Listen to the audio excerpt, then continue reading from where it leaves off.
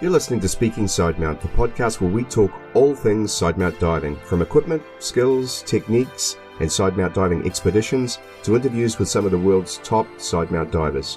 Whether you're new to sidemount, been sidemount diving for years, or just want to know more, this is the place for all things sidemount. I'm your host, Steve Davis. Let's get wet.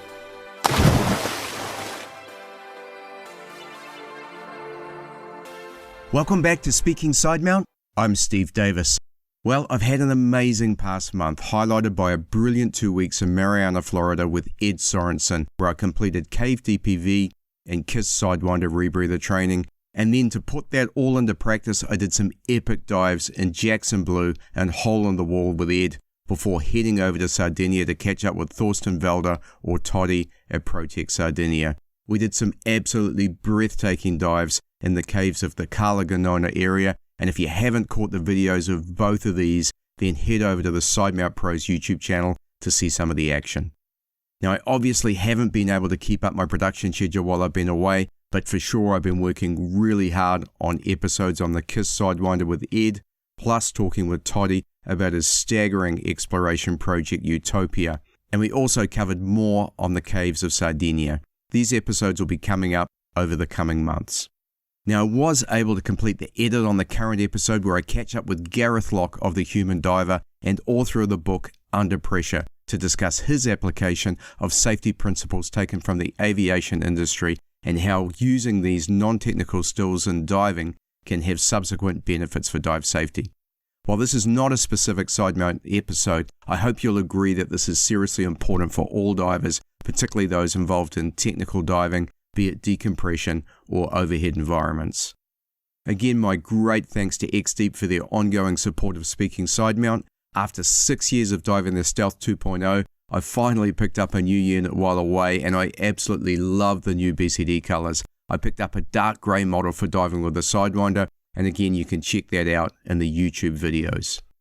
Thanks also to Shearwater Research. Like X-Deep, I've been using the Shearwater Petrel since 2013, and more recently the Terek with wireless integration, which I absolutely would not be without now. But I got the chance to apply the Nerd 2 to my KISS Sidewinder rebreather and was super impressed with how much I enjoyed having all of my dive data directly available in my eyeline, especially my PPO2. Now I'll cover much more on that in the Sidewinder episodes. And so on with this week's episode, Gareth of the Human Diver.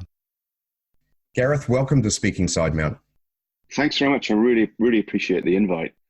Great. Well, fantastic to meet you. I've known of you for some time and I've read your book and also seen a lot of the work that you've been doing through Facebook and so on. And you seem to be traveling the world. When we tried to connect a few weeks ago and you're in Mexico on holiday. So I guess great to be back in the UK or? So yeah, it was got back on Friday and back into work tomorrow. So yeah, it was a great time in Mexico. It was holiday time with the family, but did get a couple of days diving, which was great. And you were cave diving? Cabin diving. I'm not cave certified, so okay. I had a day with Tom St. George for some photos. Great, he's awesome. In the pit and in Dos Ojos, and then went to Dreamgate the following day with Lanny Vogel, who was staying with the Underworld Saloon. Oh, that sounds fantastic. And I mean, it gives you a nice taste of it anyhow. So look, to get us started, could you give us a little bit of your background? Yeah, sure. So I joined the Air Force in 1989 and spent 10 years flying on the front line in Hercules, transport aircraft. And then in 2004, 2005, I did a master's in aerospace systems, which had got a real view about systems engineering and looking at things as a whole. And one of those modules was about human factors and human performance. Even though within the aircrew fraternity, crew resource management is just the norm, hadn't really looked at it a bit further. And then that sort of piqued my interest and I thought, well, hang on a minute. I'm just getting interested in diving at that sort of time as well. And I'm thinking, well, there's got to be something that we can take from the aviation community and then apply into the diving world, specifically about incident reporting, how to learn from mistakes and errors that are out there, and create something called a just culture where we talk about those failures without fear of criticism.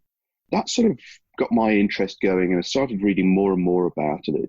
And then in 2011, I wrote a white paper just a sort of briefing guide report for the UK diving industry, the British Diving Safety Group, and really was probably overly critical of how diving does stuff. I wasn't that well versed on how stuff happens. So I managed to upset quite a few people in the process and I've spent pretty much the last sort of 8 years rebuilding those bridges that were burned. The technical agencies sort of got it, but it was, again, how do we turn this into a reality, make it tangible? Yeah. And then a year or so later, I started on a self-funded part-time PhD at Cranfield University to try and reinforce and validate my beliefs there. And that's sort of on hold at the moment, just because of lack of time, lack of money, but also it's very difficult to get into the real reasons why accidents happen because the data we have is so poor. So at the end of 2015, start of 2016, I decided that actually, why don't I develop some training for this? And I came across a software platform, Gemasim, that allowed me to create training and get people really working hard in uncertain situations. And in January 16 when I ran the first pilot class. Right. And since then, I've trained more than 300 people face-to-face across lots of different diving areas. Scientific diving, I've been down to Niwa 3 or 4 times now, New Zealand, and all the way to the other side to Seattle, where I regularly run classes across there. And then as part of that sort of process, I had some people say, well, why don't you give us some pre-learning? Because there's a lot of theory to deliver in a 2-day class, and we run the simulations. What about running something to get people interested? And that was in June 16, I launched the online program, and there's more than 1,000 people have signed up for that. It's staggering the interest that this has generated, right? It is, and the other side of it is, and the lack of interest, right. Because I had to work quite hard to generate interest in this, and a lot of that's through social media presence or newsletters. Yep. And people go, well, why should I pay for a 2-day class where I don't even get in the water? My measure of safety is I don't have any accidents, therefore why do I need to learn something that says I'm not going to have any? Let's start to unpack some of this. Perhaps if we go right back to the very beginning, which is you talk about the human diver. What do you mean by that? So the Human Diver is the company that I run now. It started off as the Human Factors Academy and then moved to the Fallible Diver. And then people went, well, the Fallible Diver is a bit negative. And everybody knows that humans are fallible, so why not call it the Human Diver? Mm-hmm. There's recognition that everybody is fallible. It doesn't matter how experienced they are, the skill set they have. We're all wired the same way. And what I'm doing is taking knowledge from high-risk industries where they've got lots of money to spend on research like this, from aviation, from oil and gas, from healthcare, and repackaging it into concept for divers and looking at how we make decisions, how situational awareness works, how it develops. It's not simply a case of just knowing what's going on around you. There's a lot more to it, and understanding what takes our attention away and how we can keep focused, understanding what communication is. A lot of incidents and accidents are down to miscommunication, misunderstandings, and trying to build on that. People what teamwork is about. It's not really something that is taught a lot, and the same thing from leadership. First, break in for a second, because diving training tends to focus on technical skills, doesn't it? And you talk about this in the context of non-technical skills. What's the difference between the two? Really valid point. And it's no different than a lot of other industries as well, where we consider competence and outputs based on people's technical skills. Yeah. And in the context of aviation, that be up, down, left, right, rudder skills, flying an aircraft. In the context of diving, that would be buoyancy, trim, propulsion, line laying, photography, videography, the stuff that you do. The non-technical skills is the sort of soft skills or the glue that makes the technical skills work. To be able to go into a cave and understand where the line is going to run. Yes, the pure mechanical skills of tying off and putting markers down or whatever, that's the technical skills. But knowing where the line needs to go is because of your awareness of what might happen in terms of a line trap or realistically the line is to get you back out again. So how am I going to make that easy? And it's about understanding how those mental models of the future are going to look like and help us make valid decisions at the moment. Yeah. So those non-technical skills are made up of decision-making, situational awareness, teamwork, leadership, and communications, and recognizing that all of those are impacted by stress and fatigue. And we need to establish part of a just culture so we can learn from the errors and mistakes of others and ourselves. Yeah. Look, just so we can organize this a little bit, I've got a series of questions on pretty much each of those areas that you just covered. So what I'll do is I'll run those questions out, and then we can use that to kind of organize this into a neat structure. And funnily enough, I've read your book. It kind of runs along the lines of your book. So it gives you the opportunity, I think, to be able to speak about each of those in turn. I think the first thing that really comes to me, having read the book Under Pressure, is you talk a lot about hindsight bias. And I think this is where it all starts. I mean, it's easy to see after the event where an accident or an adverse event would happen when you look at it with hindsight. It almost always leads us to the conclusion that it was human error. You know, what the fuck were they thinking when they got into this situation? But there's much, much more to an adverse event than just that, isn't there? Oh, massively. And hindsight bias is one of the most powerful biases we have. And simplistically, it's this concept that we think we would know more about the situation than those involved did at the time. Right. A graphical way of trying to describe this is if we have a decision and there are 4 potential options going forward, and we choose one of those, and one of those has got 4 options, and then one of those has got 4 options. So by the time we get to 4 decisions in, you have 64 potential outcomes out there. Yeah. And, you know, looking forward, we don't know what those are going to be. We make the best guess we can based on those previous experiences and our training and our knowledge and what we've read. And so we work our way through that uncertainty. Now, one of those 64, or a number of those, might be a bad outcome, an adverse outcome. And somebody who's observing that situation can look at that and go, right, let's join the dots going backwards. Oh, that's where they made a bad decision. Oh, look, that's where they made a bad decision. And that's where they made a bad decision. And then they go back and you go, oh, it was obvious that was going to happen. Yes. And my view is that, you know, and lots of other people, if it was that obvious, they wouldn't have done it. You know, nobody gets up in the morning and says, today's a great day to die, to get bent, to lose a student, to break some kid. Whatever people do must have made sense to them there and then, that local rationality from that point of view. So what we can do to overcome that hindsight bias, or try to put it, is forget what the outcome is, which is really difficult to do. Given that person's experience, their knowledge, their skill set, their personal mental drivers, did it make sense for them to do what they did? And it's about putting yourself back in their shoes without knowing what the outcome is. And most of the time we turn around and go, oh, yeah, I can see why it made sense. And that's, again, one of my sort of bits that comes out across the social media, is that fatalities are not a particularly great way to learn, because you can't ask the decision maker what happened, because they're normally dead.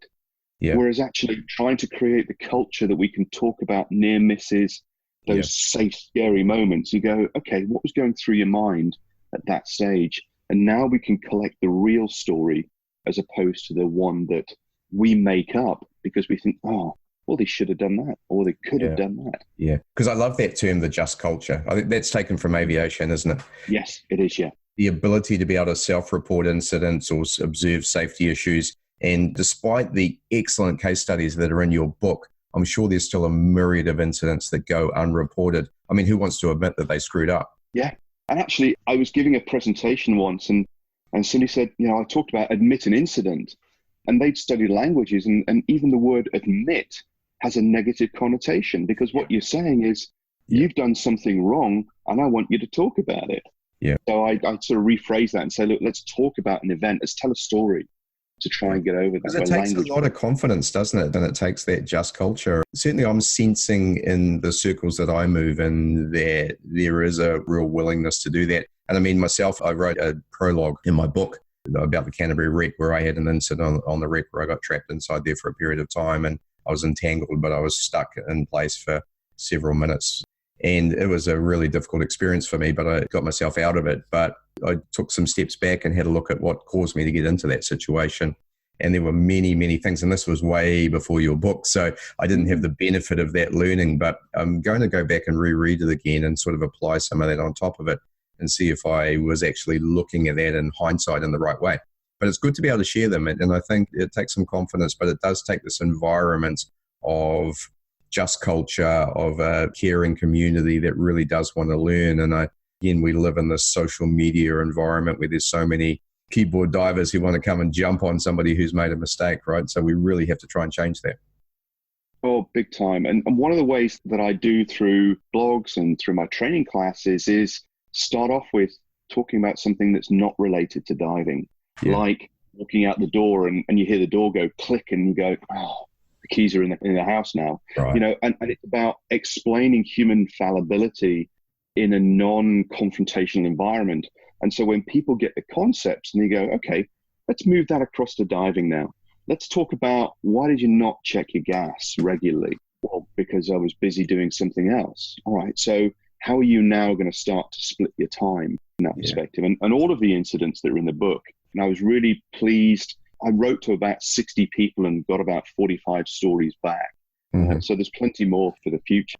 And I think part of that is because people trusted me and recognized that I wasn't going to tear apart their story, that they recognized there was genuine learning to come from this. And most of the stories that were included were pretty much verbatim as they sent them through to me. So they recognized what needed to be told to give that context-rich story, because without the context, people will automatically fill the gaps in with their own experiences as opposed to the experience of the person that's there. So fantastic project to put all these together. Yeah. One of the things you talk about is cognitive failures, or I think it's a failure to understand the situation correctly until it's too late. I mean, I think it's a really interesting aspect of diving accidents. Can you share a little bit about that perspective? Yeah, so the cognitive failures are really just about any failure inside your mind and the biases that we have that allow us to take mental shortcuts. We don't process all of the information that's in there that comes in through our senses. We ditch nearly all of the stuff that comes through. Right. So we've got a little prediction engine that's running in our head all the time that says, what's going to happen in the future? What's happening next? What's happening next? And all of that comes from previous experiences. If you've never encountered a bad situation before, well, how are you going to know what the future looks like? You're going to make a best guess that you can, and you're going to try and fit information and go, that's my best decision. And we move forward. And in hindsight, we can say, oh, I made a bum decision there. And then we turn around and go, why did you make that decision? Well, because I'd been to somewhere similar to this before, and this is how the water flow goes, or this is what's going to happen with the visibility, or this is what the wreck looks like, and I've been in this before, and this room isn't how I expected it to be laid out. So they haven't laid a line, or all of these biases that are there are really good in normal, slow speed life, where the risk of failure is pretty small. But when we start operating in a alien environment, being underwater, where the outcome of a poor decision could be fatal, then actually we've got to slow down and we've got to start to reflect on, hang on a minute, why did I make that decision? And the best way to review this is to have debriefs after a dive, which is something that doesn't happen very often because it's a fun activity. Hey, what do I debrief a dive for? We got back on the surface, we had a good time. Okay. Successful dive. Yeah, exactly. A successful dive. And you sit there and go, well, why was it successful? Let's look at those bits. So we reinforce the good, and then we start to edge back on the back stuff that's there, because all of the activities we do influence our future decision-making processes. Yeah, it's a really good point. Obviously, this cognitive ability that we have, most of the time it helps us, doesn't it? I mean, it helps us make decisions. It helps us interpret the world as we see it. However, there are times, as you say, when we go into different environments that we have to make it more conscious as opposed to subconscious. Oh, very much so. You know, our brains are incredibly efficient, and we don't like to add extra effort if we don't have to, which is why we take these mental shortcuts. And people talk about assumptions. You made some assumptions. Actually, assumptions make the world go round. Yes. We can't think about everything all the time. And the same thing goes from complacency. You know, my view to this is, if things go well, we call it efficiency. If it goes wrong, we call it complacency. Yeah. And so we judge, it's another bias there called outcome bias. If we end up with a bad outcome, we judge it much more harshly than if we have almost exactly the same processes and we come out with a good dive. And so we only really focus on those stupid things that people do. And you sit there and go, how many times have people done those things but not had an accident? Well, probably quite a few. So what's the difference? So it's again trying to change the mindset. Yeah. Now, a lot of technical diving courses, I come from a TDI background, and we talked about situational awareness there forever. And it's covered in many tech diving courses, but it's a lot easier said than done, isn't it? It's so easy to become task loaded and lose touch with what's going on around you. And so maintaining this situational awareness is really a challenge for divers. So can you share a little bit about your perspective on that? Yeah, so start off with is, a simple bit for situational awareness is the ability to perceive information that's coming into us through our senses, sight, smell, touch, hearing, and that gives us some data. And then what we do is we process that data to understand the here and now. So I could say, if I'm ascending, I'm wearing a dry suit and I'm in the water column, and then my dry suit starts to get slack. And he said, well, the only reason that can happen is because the ambient pressure is reducing, which means that I must be ascending. Okay, that's the perceive bit and the process bit. The really important bit about situational awareness is the project bit. What is going to happen in the future? So in that situation, I've felt the pressure reducing, and that's just a sense. And now I've gone, I must be moving up, right? I've got to do something about it. Otherwise, it's going to get uncontrollable. So I start to dump some gas, either from my dry suit or from my wing or whatever. But I've got to do something. And then we notice a change to the situation through perceive, process, and project. So that's the mechanics of situational awareness, is that three-step stage. How we improve that situational awareness is we've got to have some competent skills, so technical abilities as well, that build some mental capacity. Because even just being as a novice diver, quite a lot of your mental capacity is taken up with just being in the water, breathing, noticing what's going on. And so this, how much space we have in our brain to see what's going on, is taken up with diving. Yes. And therefore we don't actually have the ability to put up an SMB, to lay line, to actually just do the technical stuff. So there is this interdependence between technical skills to build capacity and then the situational awareness to understand what's going on, so that we're always ahead of the game from that perspective. I've kind of referred to this previously as what is conscious versus what is subconscious. And I've applied this in lots of different areas. So for instance, our conscious mind, it's actually the weaker part of our mind. It can only focus on a very limited number of things. And so therefore, that's what you want to apply to the things that are the most important to you at that point. However, the subconscious is incredibly powerful. And so what we want to be happening in there, and this is where we have the term muscle memory, things that we can do virtually subconsciously. So for instance, in the context of what you were talking about, maintaining buoyancy control, that really should be almost subconscious. I don't know about you and your diving, but I really do not think about that very much at all. It's really just something that I do. I'm an open circuit diver, so it's a combination of my buoyancy devices and my lungs, and it's just getting controlled. And I'm consciously thinking about, okay, where are my teammates? Where am I in the water column? What is happening with my equipment? Where are we in our dive plan? Those sort of things. That's really important. Now, if my conscious mind is tied up on managing my buoyancy, I'm losing track of my teammates. I'm losing track of my dive plan. I'm losing track of other things, and therefore I'm losing my awareness. Definitely. And actually, that's where my diving career progressed through with GUE, is where I've done all my training. So I did fundamentals because I was disappointed with how my training had happened up to that stage. And then once I'd got a stable platform, I started to get involved in underwater photography. And it was like, yes, I want to do this. I'd done a lot of topside photography prior to that. And what I wanted to do was be able to then progress my underwater photography. So I then did Tech 1, the sort of normoxic trimix class. So I could do fundamentals, 30-meter level diving without thinking about doing the diving. So I just became that platform that was there. And exactly your point there of not really consciously controlling my buoyancy or where I was or propulsion or anything else like that.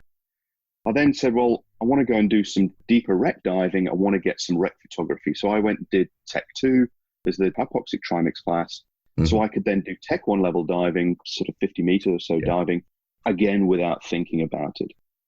And so building that capacity to be able to dive, that unconscious competence where we're doing those things without even realizing it, is really important. And now you start to spread what's going on. And if you're a photographer or a videographer, it is really easy to get sucked into the task at hand. And I often have to, it's like, underwater photographers have got terrible situational awareness. You go, well, everybody's got the same amount of awareness. It's what we're focusing on. And I make a conscious effort to split my photography and say, right, take a photo, look around, where are we? Right, let's get back to where we are. And constantly apprising myself of what's going on and the time and the depth and gas and things like that. Yeah, it's a fantastic example. I've spoken to Natalie Gibb about that in Stratus Cast just last week about cameras and cave diving in particular, and how cameras are, I'm not going to say the root cause because that's making it too simple, but they are certainly a factor in many of the cave diving accidents where somebody has become task loaded with their camera, they've lost their situational awareness. And Stratus made a really good point, which is if you're a photographer, you do not lead the cave dive. You're not the team leader. You're a follower. And that's one really, really good point. But I think there's many others. Nat talks about using safety divers when you're doing big photo shoots so that you've got people paying attention to the actual dive and the safety of the team. And then the photographer can concentrate a little more on what they're doing. But if you don't have the benefit of that situation, I know myself, certainly if I'm in a cave, I tend to stop if I'm going to take a long run of video. I don't want to be videoing on the move too much. I want to say, hey, this is a fantastic area. I want to get some footage of this. I'm going to stop on the line and hang around here and take some video. And so therefore, I'm less likely to lose where I am in the cave, where I am in my navigation and everything else. But it's a super important point, this task loading with different pieces of equipment, and the camera is a classic example. Massively. And I think, chatting with Becky Kagan-Schott last year, just saying the whole problem with now sort of modern society, the GoPro culture and the immediacy of there and the availability of really high quality stills and video. And people look at that, I can do that. It's not difficult. And you go, what you don't see is the effort and the years of experience that's got there. And that is there to build the capacity so that people can go and do these shoots and make it look effortless and produce fantastic results. It's not a 5-minute job, unfortunately. Not at all. And I think there's a point for our listeners out there. If you are new to a particular cave or you are new to a particular level of diving, that's not a time to take your camera, right? So again, become very comfortable, build your experience, build your comfort level and say, okay, I now know this cave. I've done X number of dives and I'm ready to film it. I'm ready to do it at this level of diving. Definitely. The other thing that I think I've seen you talk about a lot or read you talk about a lot is communications. And it really is a big deal in diving. And I always maintain personally, and this more comes from my business experience, because communication breakdowns happen everywhere. But I've always maintained with diving, it starts at the beginning of a course or a beginning of a dive and it starts on the surface. And I've always had the saying in business, if communication is bad, it's the fault of the communicator, not the listener. So it's up to you to make sure that you're understood. And I think that's a really, really important point. But I know you have some perspectives on this, so please share. Yeah, definitely. And yes, it is something in the book is, it's something I was taught when I was going through my military training, was that if you don't understand me, Steve, it's not your fault. There's a little bit of effort on your side to pay attention. Yes. But, it's really on my side to make sure that I get the message across, and I need to simplify it or draw a picture or get that message across. But what is really important is I recognize the non-verbal communication that's happening at the time. Right. Because I can see from you whether or not you're engaged or not. And there might be little nods, there might be the eye contact, and that's really important in the briefing stage. And if you're trying to brief 20 people for a dive, there's no way, or it's very difficult to make sure that engagement's happened.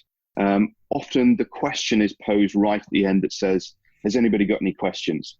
Yeah. And now, unless you're in a sort of psychologically safe environment and you've created that safe space where people can put the hand up, the default response will be no, because they don't want to be different. They don't want to put the hand up and they don't want to look stupid, because it's like, well, everybody else heard it and why didn't I? So we've got to be really aware of the non-verbal communications there that help us. So, the topside piece is asking different questions. The bit between, does everybody understand this? Yes, no. Well, that's a closed question. A better way of getting that is to turn around to say, okay, you get to the bottom of the shot. What are you going to see and which way are you going to go? Well, I can't answer that with a yes, no answer. Well, if I could, but I'd look pretty stupid if I did. Yeah. Now you're in this situation that I can really check their understanding.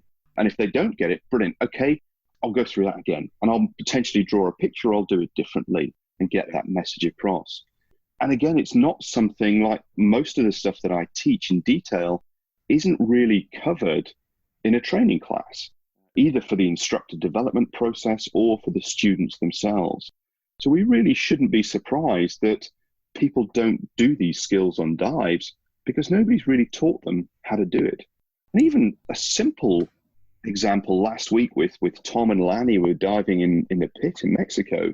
He's a long way back in the shadow area. I'm in the light and I'm trying to see the hand signals. And sort of debrief point was actually, it would be useful if the safety diver, Lanny was safety diving, was actually to put his light on defocus and shine it on Tom from the side so that then I can see Tom's hand signals. Sure. Because it just can't be done, So it's this bit of trying to think from the perspective of the receiver of the information.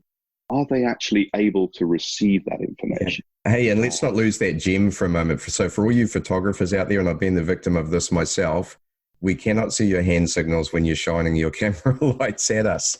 So having someone shine, it's a great idea. Having someone shine on the side of you is awesome. Great. Even just coming up with hand signals as well, the positioning of where you need to be for your feet or your eyes or where the torch needs to be. One of the difficulties, obviously, we're underwater. We can't use our vocal cords effectively. Mm-hmm. So now you relate it to hands, and then you sit there and go, well, I've got a limited number of hand signals I can do. It is quite amusing watching the number of people who have an argument with their hands when they could actually just get the wet notes out their pocket. Sure. And then actually just write out what needs. All right. So we talk a lot about leadership, and you incorporate the term followership in there as well. What do you mean by that? So there's an awful lot of work out there, especially in business, that looks at leadership development. But a leader is really only the sort of person that's influencing those behind or within the team, and the different styles of situational leadership that's there, from autocratic through to laissez-faire, relaxed attitudes. But a team needs to have other people other than the leader. So we've got to have followers within there. And understanding that a good follower is somebody who will support and challenge the leader in terms of what's going on. And I think, especially for instructors, recognizing that every time they teach, they have two teams running at the same time. They have the student team, and then they have the student plus instructor team. Yeah. And recognizing that they are your followers for the instructional team. And so you need to be able to create an environment that says, you know what, Steve, that doesn't look right. Are you sure you've got it there? And creating that atmosphere, and also getting the confidence and building the confidence of the individuals to challenge, to support, to do the extra work, to go the extra mile as part of a team. And this link between leadership and followership and teamwork, in fact, all of these non-technical skills are interdependent. It's very difficult to develop leadership or followership or communication or decision-making without understanding how they link together. So the best followers are out there are those who are trying to support the leader and achieving the goals of the task that are there, which of course assumes that somebody's actually had a brief and said what the goals of the dive are, as opposed to the goal is to get back.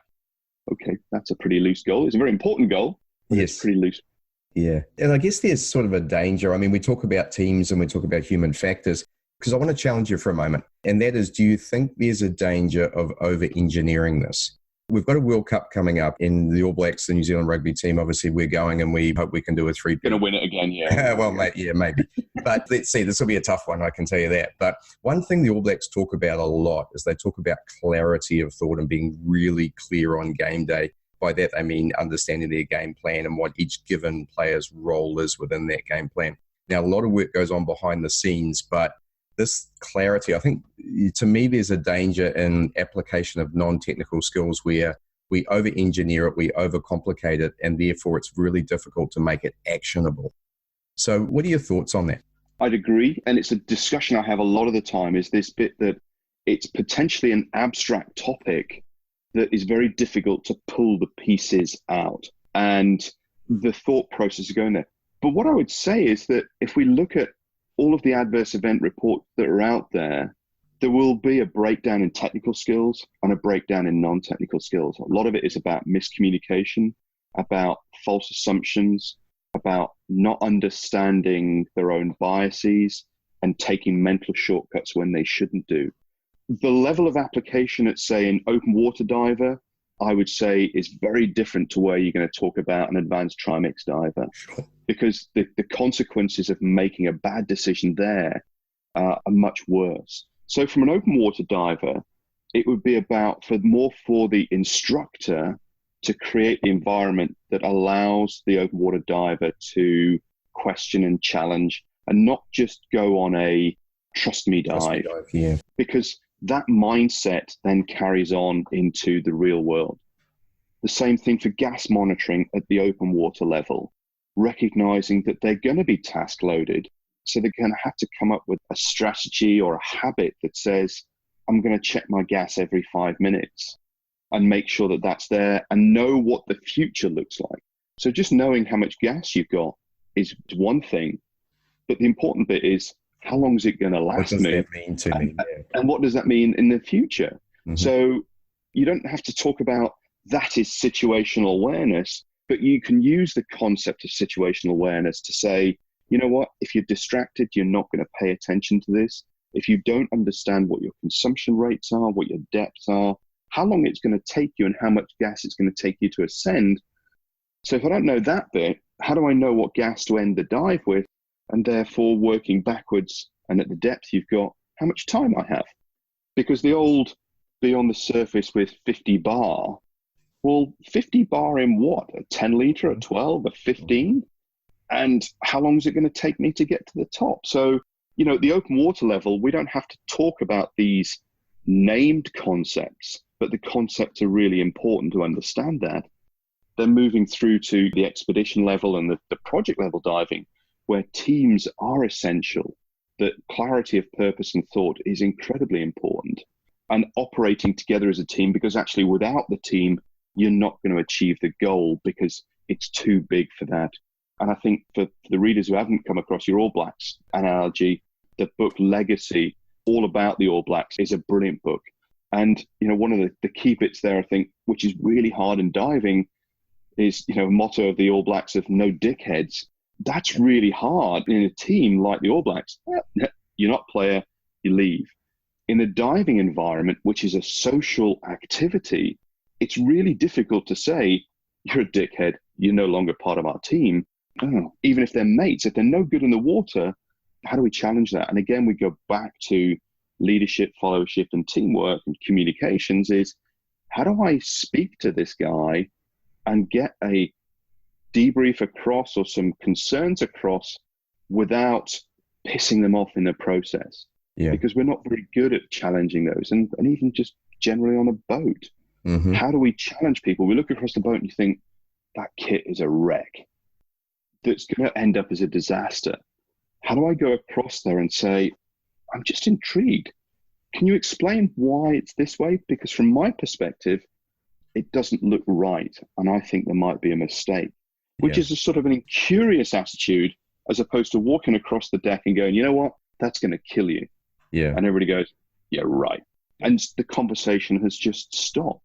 Yeah. So you're right in terms of overthinking, in terms of names of the topics, but the concepts are incredibly important in this non-life sustaining environment that we're in. Yeah, and I think you hit the nail on the head about choosing levels, right? So the level of application of this for an open water dive, you know, might be as simple as making sure that you have an effective, well-communicated pre-diving brief. One thing I see at the open water level, which I know GWE's put a lot of work into, and a lot of other people and agencies are now as well, which is making sure that everything's done neutrally buoyant and that they have good control of their buoyancy, and that becomes a foundational skill. You talked about the stable platform. That's exactly the way that I speak about it as well. And that's so important to then being able to be an effective open water diver. There's another saying too, which is being heads up, which is really just making sure that you're looking and not looking down. I see there's so many divers looking down all the time and not looking at their teammates or where they are in relation to a cave, a wreck, a bottom. Taking that a step further into a technical dive where you're looking at whether it be a decompression dive or whether it be an overhead dive, and making sure that you're taking that to the next level. So the communication has to be so much clearer. The teamwork has to be so much better. The communication in the water has to be so much better. And then having that learning environment at the end of it where you have effective debriefs and you're learning from whatever you did well and whatever you did not do well.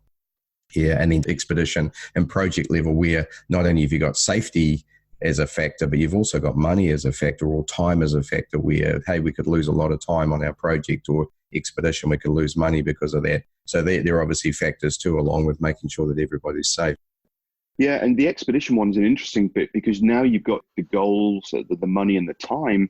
Mm-hmm. Now they start to influence decision-making processes, because if you're time constrained, you're money constrained, mm-hmm. you now start to take greater risks than you would have done behind. And then we go back to right when you opened this hindsight bias. Oh, that was obvious that was going to happen.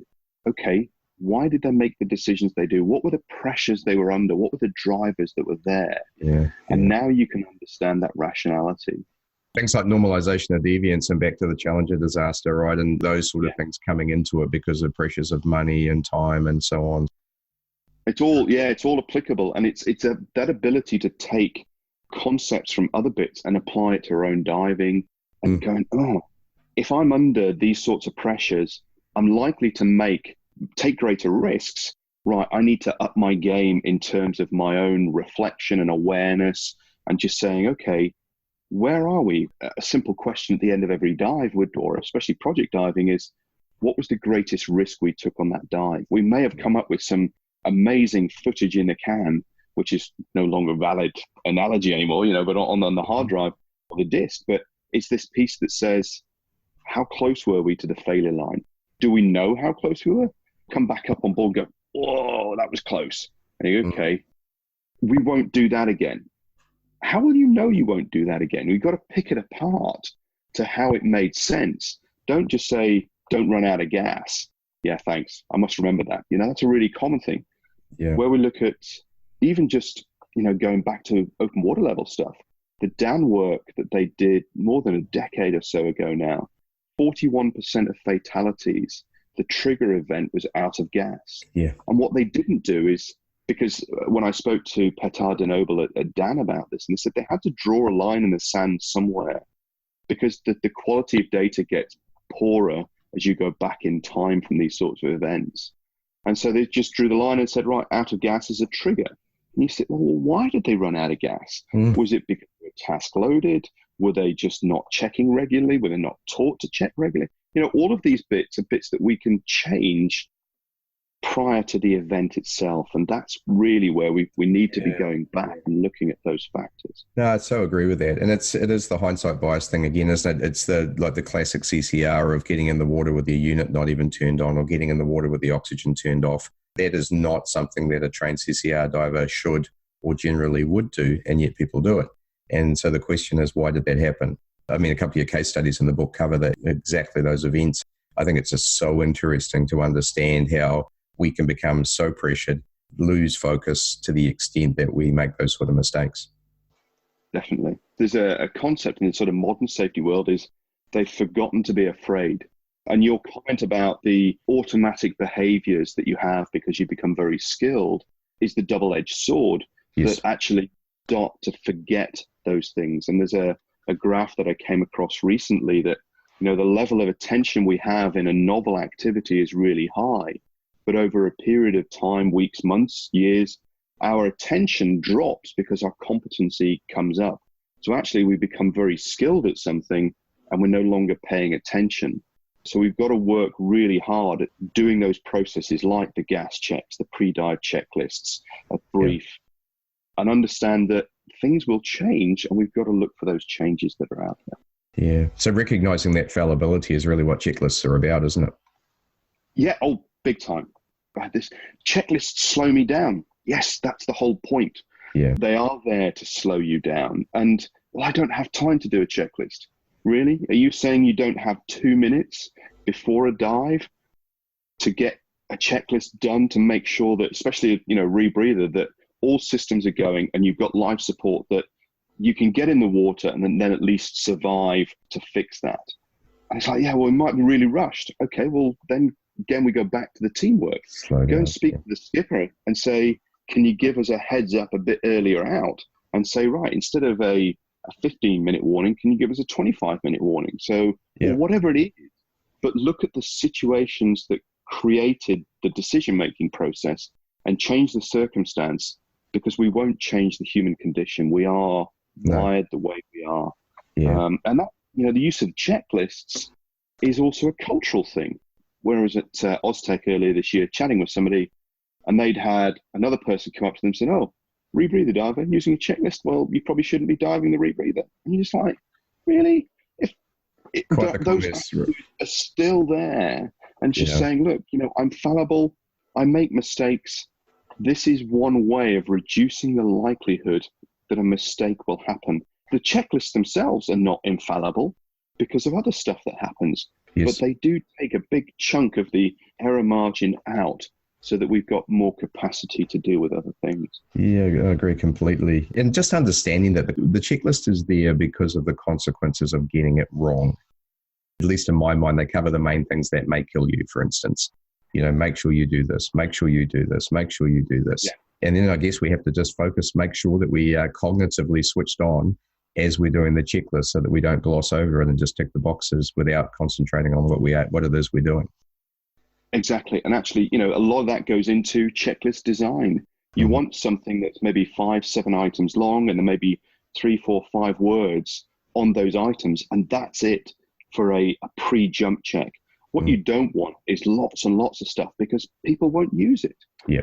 And they need to be designed for the time context you're in. They've got to be accessible.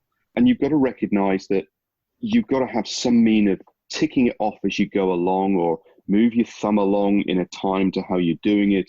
Because if you just look at it and go, yeah, I've done that, I've done that, I've done that, it won't work. Another way is actually Shisa Kanko, which is the Japanese train driver pointing. So if you Google Japanese train pointing video, they show what the train drivers do. And you can apply the same thing, especially for rebreather diving, but also open circuit, is actually touch and move the thing that you're talking about. Yes. So oxygen open, touch the valve and actually move it. Dill open.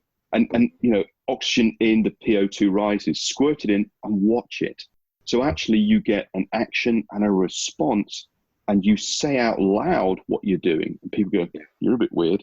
You go, but actually I'm using multiple senses, and the reduction in accidents and mistakes has been phenomenal. I think it's like 85% reduction in errors that the drivers and trains. I think they've reduced 30% in accidents because they put this process in place. Well, that's amazing. So let's emphasize that then. So what you're saying, that if I can recount that back to you to make sure that communicates effective with me. So what you're saying is, as I move through the checklist, I physically touch whatever piece of equipment it is I'm checking, and I say it verbally as well, checking O2 open, for instance. Yep, and the same thing goes even for when you're in the water and you get to the bottom of the shot line, rather than just, right, well, how much gas have I got? Pick up the SPG, look at it and put it back. Is actually, I have 180 bar. I am at 58 meters. And the time is 3 minutes. And you say that to yourself in the regulator, and as opposed to the normal, pick the SPG up and put it down and go, what did that say? I don't know. One thing we got trained to do around that specific skill is we actually communicate that with our team. So once we get to and we're about to enter whatever it is start the rec dive, start the cave dive, whatever it is, we actually signal our gas pressures to our teammates. Brilliant. From that point of view of at the bottom of the shot line, now you create a shared mental model of, okay, how much gas do people have? And now you can start monitoring, got an idea what other people have got in terms of gas as well. So not just your resources, because actually the other person's gas is your resource too for in proper team dive. Sure. Okay, so we've talked about human factors being all about improving dive performance and safety. Can you paint an aspirational picture of the future for us? What would you like to see change or happen in the dive industry to do with this subject?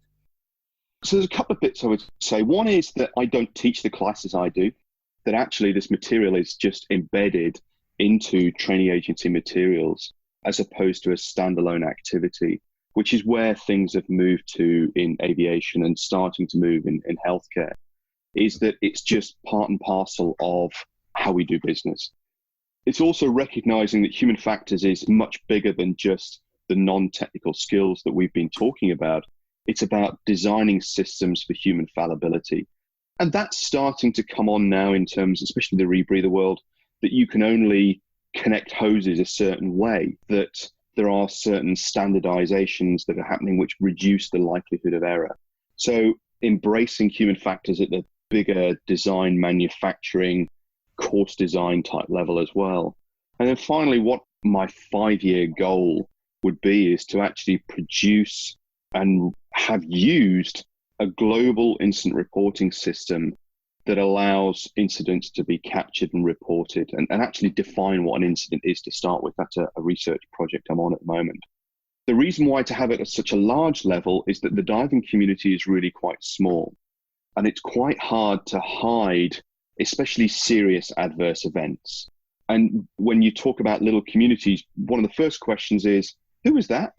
Irrelevant. It doesn't matter who it was. If we want to get learning, we want to try and change that attitude. And so you can hide events in a bunch of data, a big pile of data, because most of the time you don't need a location, and most of the time you don't need a date that's any more accurate than, say, every 6 weeks or a quarter, because the learning is about what happened there from that perspective. Now, it might be that the location is specific, and it might be a cave or it might be a specific wreck, but most of the time location is not important from that perspective. And also the bigger piece is to try and change attitudes towards just culture, and that people are not so judgmental. I must say, in the last probably 10 years since I've been involved in this, the attitudes have changed slowly, which is great to see. There are still people go, that was obvious that was going to happen. They're really quite judgmental, but we still, we do get more and more pockets of, okay, let's draw a line here. How did it make sense? Let's get the vocabulary and the language out there to say they weren't stupid. It may appear that what they did was stupid because we know what the outcome is and we've got hindsight bias. But in real time, it wouldn't have been from that perspective. So trying to change attitudes would be my sort of third piece, really. Yeah, and that's an interesting point, that last one, because what you're doing is you're separating the person from the action, aren't you? I mean, the person isn't stupid.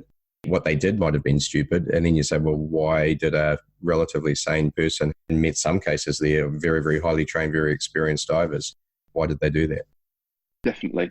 And it's also recognizing that the outcome is almost uninteresting or irrelevant when it comes to the learning. If an event was developing and you stopped it 5 seconds before the negative outcome happened, you'd have all of this learning beforehand to inform the community. You don't need the fact that the person went hypoxic or drowned. Do enough diving, you experience it. I mean, I've had a gas switch which was about to go wrong that we stopped. We learned a truckload from that, trust me. That's one of those examples, isn't it, where it didn't go wrong, it could have gone wrong, and there were reasons that it almost did. Yeah, and it's about creating the culture, which go again right back to that start, the just culture piece that allows people to tell those stories in detail so that others can learn from it, because we're never going to learn all the mistakes ourselves. So let's learn from others from that perspective, and recognizing that they're human, they're fallible. I'm human, I'm fallible. I could quite easily make those same mistakes. Don't separate ourselves, don't distance ourselves by going, you know what, I'd never make that mistake. Really? Based on what? What processes and procedures have you got that are totally 100% certain that that won't happen? Yeah. I don't think any sane or inward-looking diver would ever make that statement, and yet you do hear them, so I agree with you. Gareth, is there something that I should have covered that I haven't asked you about?